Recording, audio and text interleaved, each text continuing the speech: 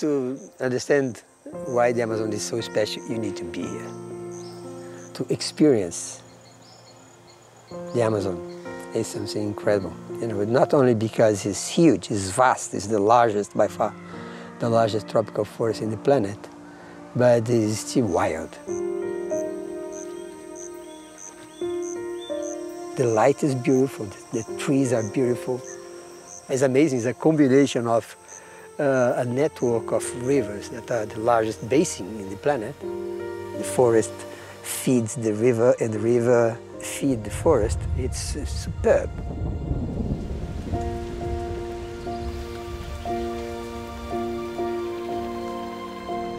There are areas that you can go and never before someone was here.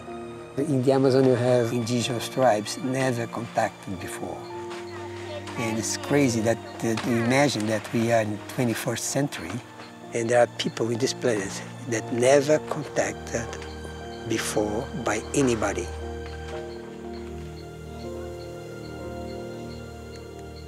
The Amazon harbors more than half the world's remaining rainforest and produces a fifth of all the oxygen we breathe. This vast forest is home to over 20 million people and to more than 10% of the planet's known species.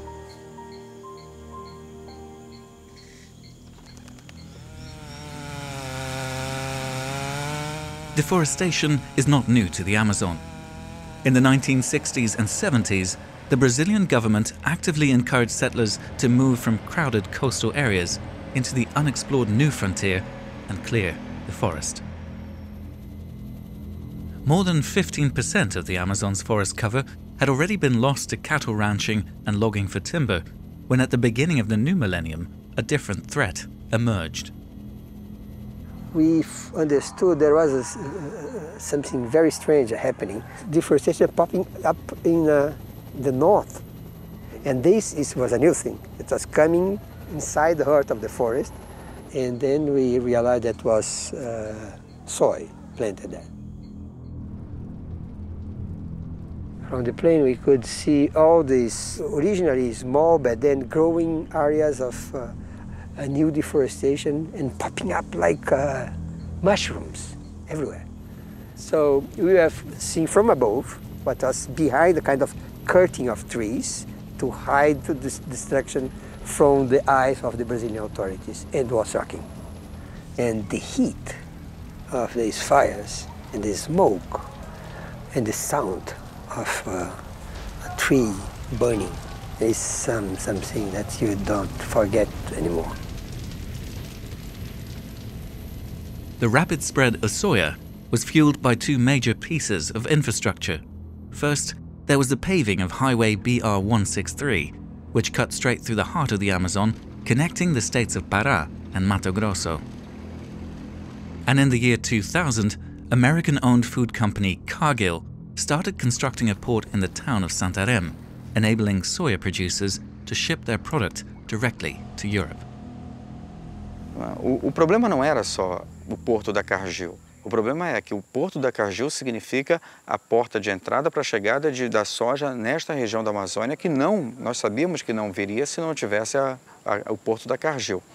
Então, precisava ser feito um estudo de impacto ambiental, não apenas do impacto na região portuária de Santarém, daquele novo porto, mas também o estudo de o que significava a soja em toda essa região do oeste do Pará.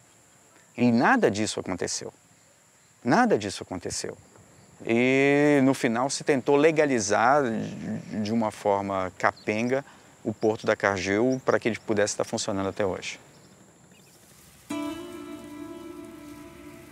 In order to make soya cultivation financially attractive, you need lots of land. The soya rush led to companies buying or stealing land from traditional communities. Lured by short-term financial gain or forced by threat of violence, many small-scale farmers gave up their lands and moved to the city, such as here in Santarém. Com a chegada das grandes empresas, do agronegócio, famílias saíram, casas eram queimadas, né, as pessoas foram expulsas. Teve questão de advogados que enganou o povo, que disse que ia vender a terra, que disse que ia comprar, aliás, ia vender a terra e que não comprou mais e que não vendeu, expulsou as famílias do campo. Então foram situações assim muito difíceis que as famílias passaram.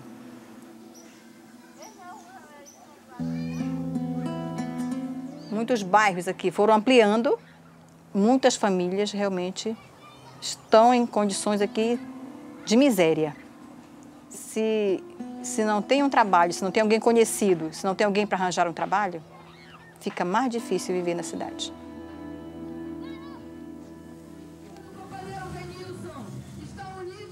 In Santarém, people took to the streets to protest against land grabbing, threats and violence. Não queremos nenhum momento esse tipo de violência.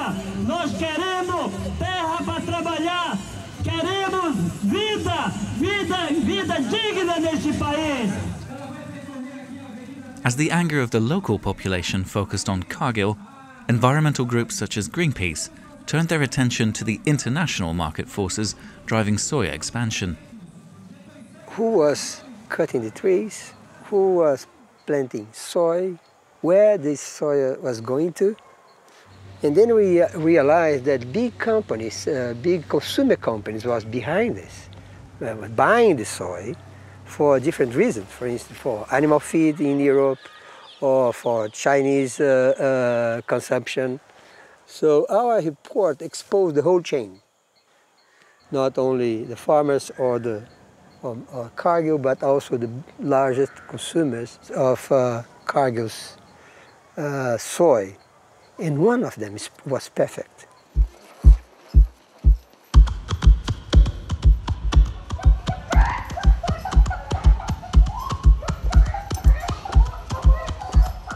So when in 2006 we suddenly had people in chicken suits in our restaurants, of course our first reaction was surprise.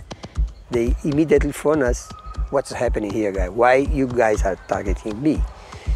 We were thinking, what's the issue? We thought maybe chicken, and when we then realized it was about the soy we were using for our chicken feed, it was quite an eye-opener. So they talked to Cargill. Cargill denied that this was true. Our allegations were completely false, according to Cargill.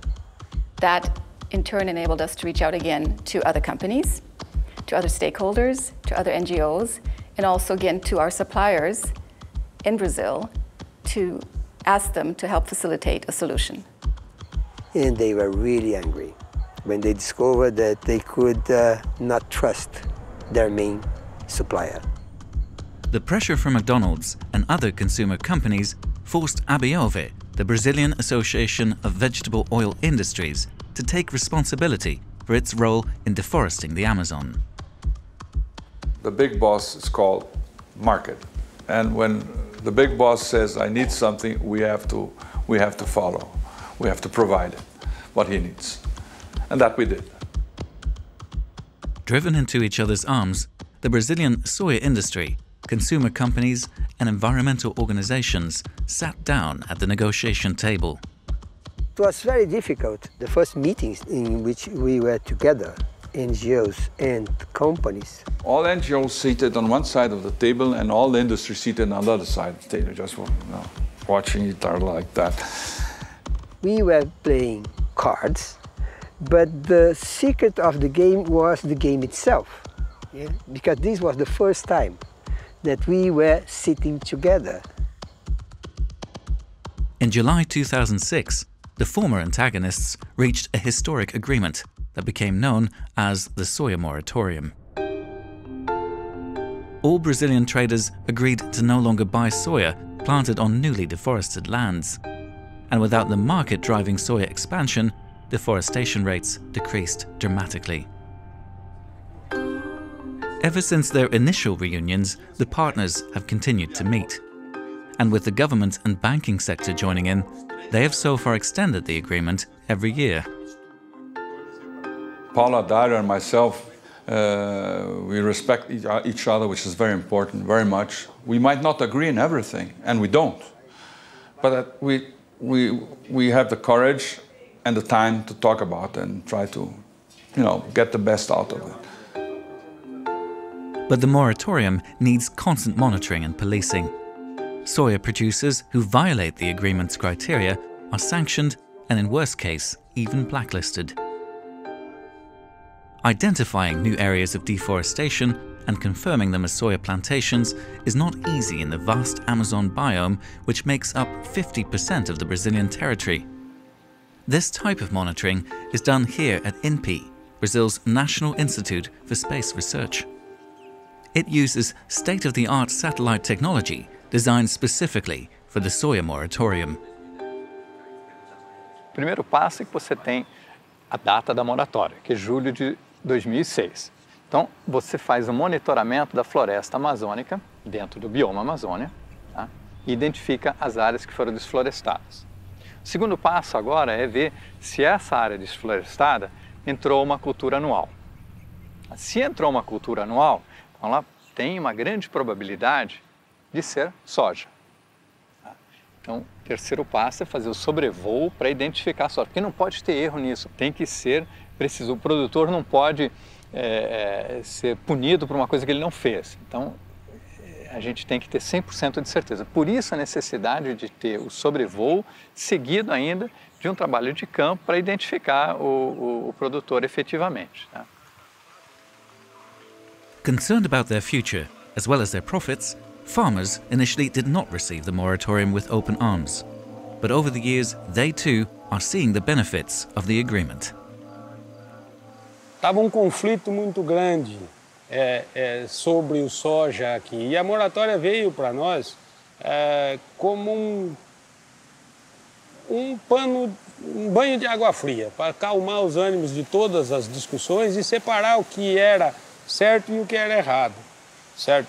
Então, todos os produtores de soja eram tratados da mesma forma, como desmatadores, certo? E a moratória veio organizar isso, diminuir os embates, as batalhas e fazer com que as pessoas responsáveis não tivessem sendo penalizadas. Então, desde 2006, quando houve o acordo, diminuiu muito a pressão sobre as pessoas que agem da forma legal como eu. A major challenge for the moratorium is the widespread unclarity around land titles throughout the Amazon. In order to effectively manage the soya industry, precise mapping and registration of all farm properties is of crucial importance. Visamos estabelecer o que depois ficou conhecido como Cadastro Ambiental Rural, o CAR. O Cadastro Ambiental Rural é uma identidade da propriedade, que apresenta o polígono da propriedade, seu tamanho, assim como as principais características ambientais. Então, o sentido do trabalho foi demonstrar que é possível produzir e conservar ao mesmo tempo. Since the start of the moratorium, Cargill and other companies exclusively buy soya from producers who comply with its criteria.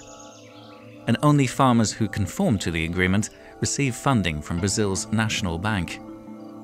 Despite these encouraging developments and the fact the moratorium has been extended every year, its existence is constantly under threat. Eu acho que o que nós precisamos não é prorrogar a moratória eternamente. O que nós precisamos é de que seja cumprida uma lei e uma definição dessa lei. Mas ela não pode ser um remédio para ser tomado a vida inteira.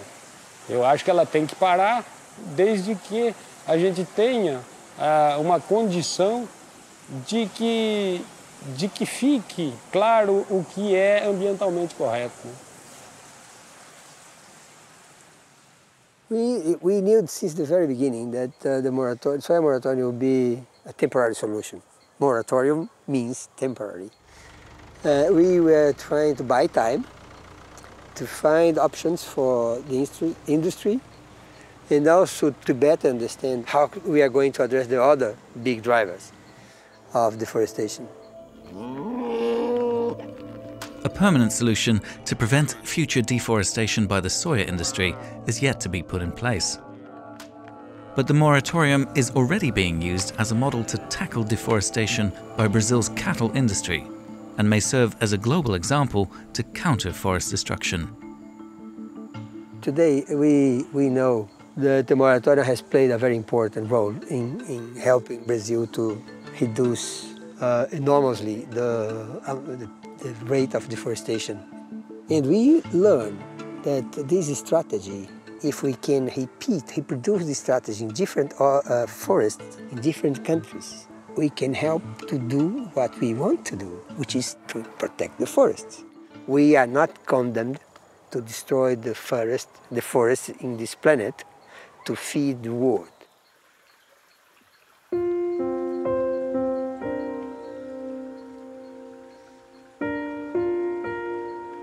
Well, when I think about the Soya Moratorium, I think I have the sensation of being proud of the work that was done.